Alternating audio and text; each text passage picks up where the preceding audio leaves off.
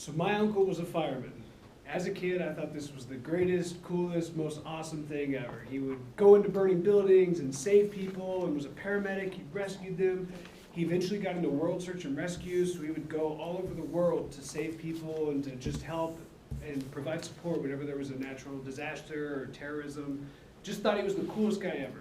When we would go back east to visit him, he got to make himself even cooler by taking me to the fire station. I got to put on the outfit, the overalls, the big helmet, got to go watch him do controlled burns, got to watch him burn cars and use the jaws of life to cut it open. I just thought it was the coolest thing ever. I got to ride down the pole, and that was still a thing at the fire department. Loved it. Never thought anything cooler could happen than to be a fireman. The problem with this was it gave me a false sense of hope or understanding of my own abilities when dealing with fire. I became a little adventurous and exploratory with fire, and always had this feeling that no matter what went wrong, it's all right, my uncle's a fireman, I can take care of it. So this started innocently at age 6. I discovered that you could take an Aquasana can of hairspray, remember the big pink bottles, and you could take a match, and it created this little fireball. And it was really cool, and I used to just, whenever my parents would leave, I'd run to my mom's bathroom and get the Aquasana can and go out back and just love doing that. So much fun. By age 8, we had super soakers, and I had probably 3 different super soakers. One of them had a backpack just to hold all the water in it. I had the genius idea to fill the backpack with gasoline. Genius, right? Fill the backpack with gasoline, pump it up, test it, it sprays, it works. All right, cool, just need a heat source. I'm 8 years old, I've got a flamethrower. Thought it was the coolest thing ever. I would spray my name on the street and then light it on fire and see my name on fire in the street. I'd spray it on the walls. Best thing ever. This only worked for about 3 hours until the nozzle of the plastic tip melted, obviously, from blowing fire.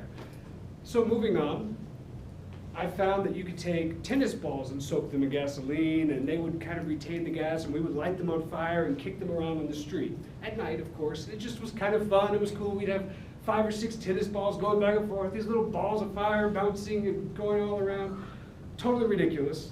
And all was well until somebody kicked one up into the neighbor's yard.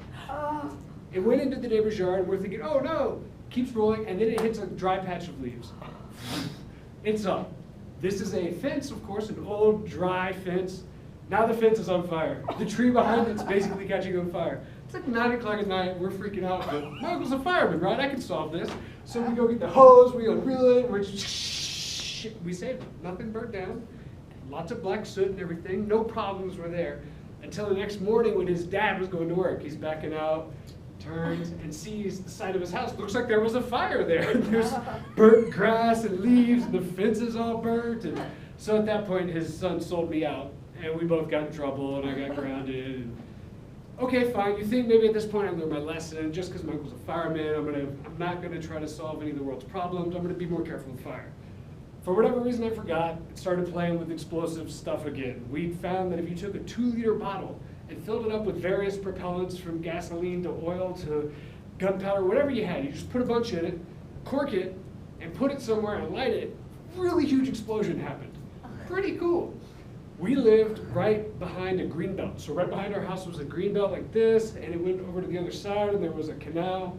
And so you could actually climb down. I was the only one small enough to climb down into this grate, into this drain tunnel, and run under the middle of the street with the thing we filled up, the bomb, light it, come running back out, and we went up top and we stood on the street above where this was at, as it goes boom, and flames shoot out both sides onto the green belt. Lights the grass on fire, and now the grass is just rolling and burning all the way down the park on both sides.